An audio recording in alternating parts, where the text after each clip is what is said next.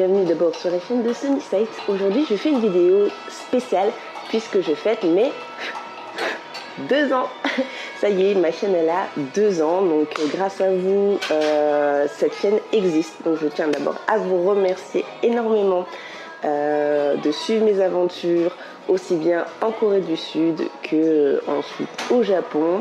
Je sais que ça tarde un petit peu, j'étais très occupée, j'ai mon travail, je déménage bientôt, donc effectivement il y a plein de choses en préparation. Donc aujourd'hui ça va être une vidéo FAQ, je vous ai posé des questions sur Instagram et sur les groupes Facebook pour savoir si vous avez des choses à me demander en fait à propos de Sunnyside. Et du coup, j'ai retenu 3 participants qui m'ont posé des questions, donc je vais répondre à leurs questions après le générique.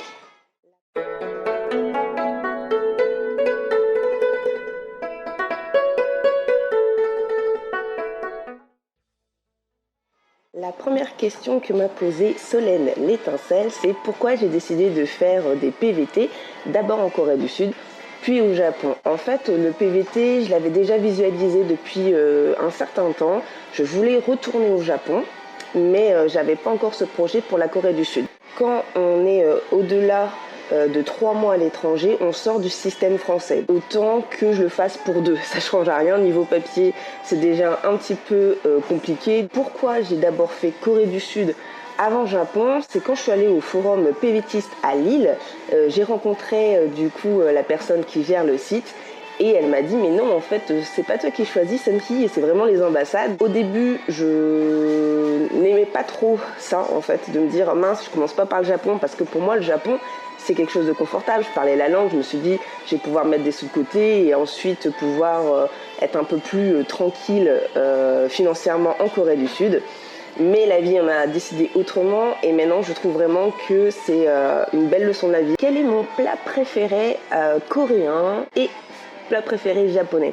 Premier plat que j'ai mangé, c'est le bibimbap. Après, c'est vrai que j'ai adoré là-bas le chicken and beer. Donc voilà, je trouve que leur poulet, on peut pas le comparer. Ensuite, forcément, j'aime le barbecue. C'est vraiment quelque chose qui me plaît énormément dans les plats coréens. C'est varié, oui, c'est épicé, mais c'est vraiment très très bon. Ensuite, dans les plats japonais, si je devais dire, souvent je dis ce que j'adore, c'est les ramen. On me dit, mais c'est la cuisine chinoise. Bon, d'accord. Alors après, c'est le curry rice, mais c'est indien.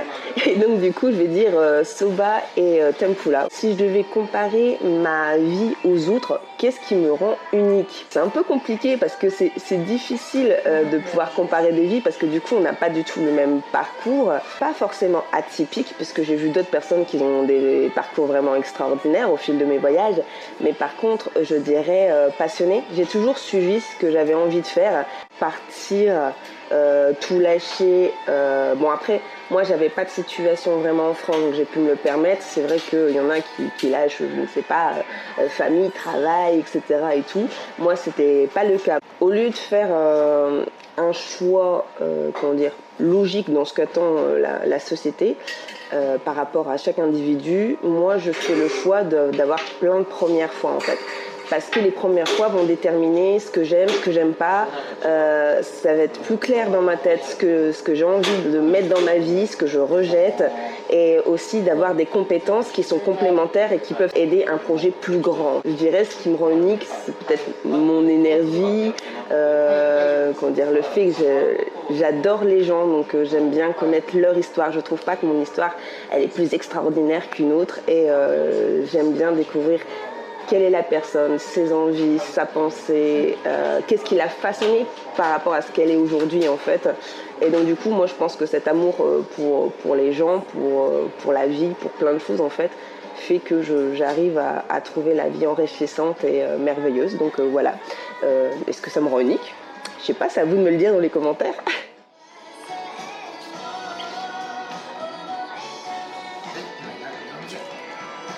Arigatou gozaimasu. Alors cette fois-ci on va passer aux questions de Isabelle l'étincelle. Elle m'a demandé si j'avais vu le film avec Alain Chabat en fait, où apparemment il plaque tout la France pour rejoindre une Coréenne qu'il avait vue sur les réseaux sociaux, sur Instagram. Donc elle me pose la question si moi j'étais un petit peu dans ce même trip-là et est-ce que je suis allée en Corée du Sud en opposition avec la Corée du Nord. Il faut savoir que j'ai créé mes réseaux sociaux juste environ 6 mois avant de partir. Pourquoi je l'ai fait? C'est parce que je me suis dit c'est le bon timing pour moi de créer une chaîne. Je me sens légitime, j'ai des choses à raconter, j'ai envie de vous emmener et c'est vrai qu'une chaîne décolle plus facilement quand on montre notre quotidien à l'étranger que sur notre territoire. Je pensais pas créer mes réseaux sociaux avant puisque déjà je suis pas quelqu'un qui est très réseaux sociaux. Je fais un effort là-dessus de communication parce que je crée du contenu, voilà, pour vous. Et j'ai envie d'être en relation avec vous et d'avoir un petit peu votre ressenti, que la chaîne grandit, que j'ai des projets enrichissants, etc. Donc voilà pourquoi je l'ai créé. Je l'ai jamais créé pour me dire il y a des gens qui vont regarder et du coup ils vont peut-être tout plaquer pour venir juste parler avec moi ou ce genre de choses. Non, pas du tout. Puis en opposition à la Corée du Nord, je suis un peu étonnée parce que déjà, je peux pas vraiment dire que je connais beaucoup de choses sur la Corée du Nord. Pas du tout, surtout que c'est une dictature. Donc pour moi, c'est compliqué de m'imaginer. En fait, si je voyage, je suis quelqu'un qui est assez... comment dire, la valeur fondamentale, c'est quand même la liberté. J'en ai d'autres. Et donc du coup, je ne vais pas dans des pays où c'est des dictatures puisque c'est à l'opposé de mes valeurs. Donc, et par rapport à opposition Corée du Sud qui est très technologique, qui fait beaucoup parler d'elle, qui est un peu plus ouverte, etc. Je ne connais vraiment pas grand-chose de la vie en Corée du Nord. Pour l'instant, je ne suis pas intéressée d'y aller dans ces conditions-là. Je sais qu'on pouvait visiter la zone... voilà, entre les frontières. Après, je ne dis pas que ça ne m'intéresse pas du tout leur histoire. Alors, elle me pose aussi comme question pourquoi de tous les pays asiatiques j'ai choisi la Corée du Sud alors que j'y connaissais rien. Je connaissais pas la langue, je connaissais personne sur place, je ne connaissais pas vraiment la culture à part à travers les films. Et elle me demande si j'avais quelque chose à prouver. Alors déjà par rapport au pays qu'on aime, en fait c'est un choix personnel. Je veux dire, le Japon c'était pareil, je ne connaissais rien et pourtant j'étais attirée depuis longtemps à travers différents vecteurs. Donc pour moi ça ne m'étonne pas que je choisisse la Corée du Sud puisque généralement il y a beaucoup de personnes qui ont aimé le Japon et qu'après ils aiment d'autres pays asiatiques. C'est juste que c'était moins médiatisé les autres pays asiatiques. Est-ce que j'avais quelque chose à prouver? J'ai envie de dire oui. Et non en fait. Oui par rapport en fait dans le sens où pour moi mon projet d'expatriation, je voulais me prouver que j'étais capable de recommencer de rien. Un petit peu ces difficultés du début et voir une certaine progression, évolution. Franchement c'est génial ce sentiment. Ça fait peur, hein. Attention, je ne dis pas que je suis quelqu'un qui n'a pas de peur. Mais j'avais envie de ressentir ça à nouveau. Je l'avais vécu quand j'étais ado, je voulais le vivre en tant qu'adulte. Ensuite, moi, c'est aussi sur le plan professionnel que je me suis expatriée. Je voulais avoir certaines compétences. Le fait que j'ai pu faire différents types de métiers et beaucoup travailler avec l'intelligence artificielle dernièrement, fait que voilà, ils sont high-tech, la technologie, le numérique ça prend et la robotique prend une place vraiment importante dans ces pays-là. Je voulais m'y intéresser et puis je me dis à chaque fois, et je sais pas si c'est à tort ou à raison, que si je suis capable de travailler en Asie avec des Asiatiques, je peux travailler n'importe où parce que c'est des gens qui sont très exigeants, qui ont le sens du service, qu'ils ont plein de codes qui sont opposés peut-être parfois aux nôtres et donc du coup j'avais envie de cadrer tout ça en fait et de voir comment je m'en sortais et je trouve que je m'en sors pas mal. Dans le non en fait c'est que pour moi je n'ai rien à prouver à personne puisque déjà je prends toutes les décisions par moi-même, je tiens mes engagements face à moi-même. J'attends pas en fait d'approbation que les personnes me disent ah c'est bien ce que tu fais ou me pointent du doigt en disant ah tu devrais faire autrement, c'est pas bien. Non, je ne suis plus à ce stade-là. C'est nous les capitaines de notre vie.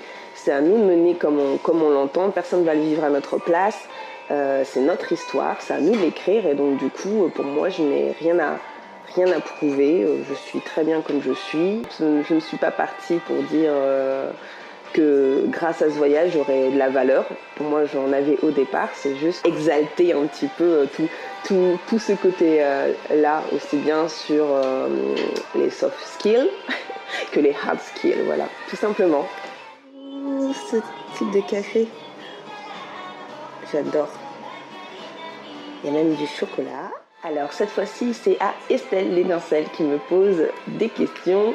Et la première, c'est d'où viens-tu ? Je viens de France, du Nord et de la métropole lilloise. Qu'est-ce qui m'a motivée à partir à l'étranger et pourquoi j'ai créé cette chaîne ? Plusieurs années que je cumule des années en rapport avec le Japon, dans l'apprentissage de la langue, le fait d'enseigner la langue. Et j'avais cette envie croissante de ne pas en faire profiter que mes petits élèves, mais justement d'agrandir un petit peu le champ. Je me suis dit, ça ne doit pas être les seuls qui sont intéressés par ce que je raconte.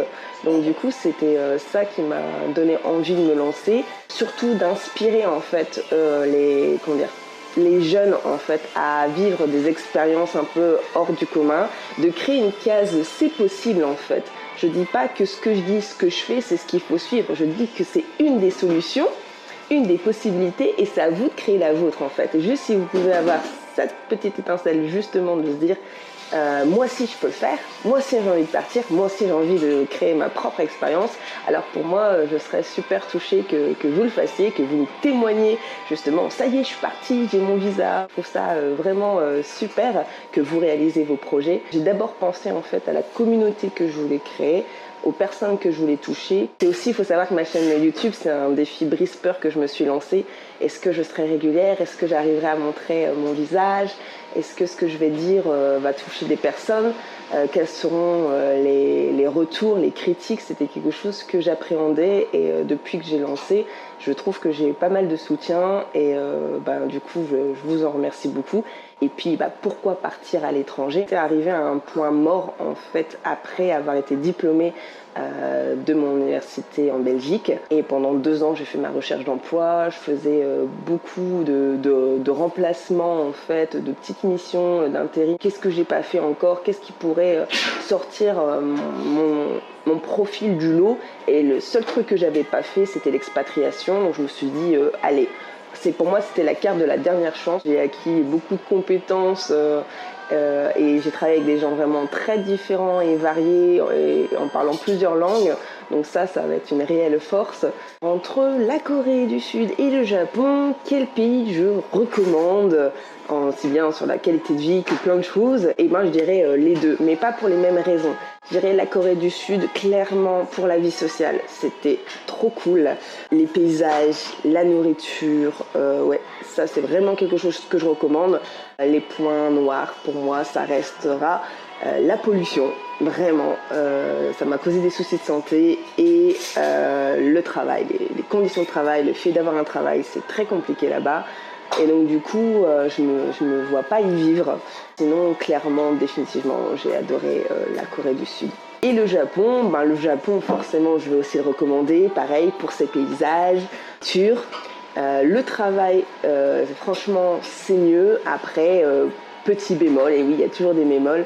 La vie sociale, très difficile de se lier avec des Japonais et des Japonaises sur le long terme. Moi, j'ai mes amis du lycée que je côtoie, voilà, mais se faire de nouveaux amis et que ça perdure, c'est très compliqué. Souvent, c'est des amis de l'instant et donc du coup, on peut vite ressentir une forte solitude. Autre point noir, c'est l'équilibre de vie. On passe beaucoup de temps à travailler selon la branche où on est. Et donc du coup, ça laisse pas beaucoup de place justement aux loisirs, à prendre du temps pour soi. Vivre définitivement là, pareil, c'est pas dans les projets que j'envisage de rester après mon PVT au Japon. La réponse c'est non. Je rentre en France, ça y est, je me suis décidée. Je pense que déjà en termes de santé, quand on est à l'étranger, c'est toujours un peu compliqué. Ça fait 2 ans qu'on n'a pas pu aller chez le dentiste ou des spécialistes, etc. Et tout, à un moment, ça travaille et c'est vrai que la santé, c'est super important. Ça fait longtemps que je ne suis pas rentrée, donc la France me manque également. J'aimerais être auprès de ma famille aussi. Je pense qu'il y a des gens qui sont faits pour vivre à l'étranger. Je pense que j'ai cette capacité d'adaptation que je pourrais le faire en fait. Pour un projet vraiment de vivre sur place, etc., je recommande d'avoir une raison vraiment très forte qui vous fait rester dans le pays. J'ai besoin de construire aussi. Le fait que vous changez de pays, ça fait 2 fois de suite, il faut tout repartir de zéro, tout reconstruire, créer ses cercles. Je trouve que c'est bien, mais ça a aussi sa limite. Je pense que l'être humain aime aussi un peu la routine, même s'il essaye de la fuir. Et donc voilà, il va falloir trouver un petit équilibre entre les deux.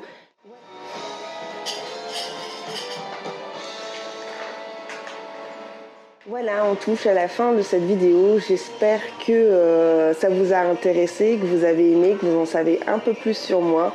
N'hésitez pas à continuer le dialogue dans les commentaires, à liker si vous avez aimé, à partager. Là, je suis encore sur Tokyo, mais après, je vais changer de ville. Donc, et puis, c'est pas forcément évident actuellement. Je ne vais pas le cacher.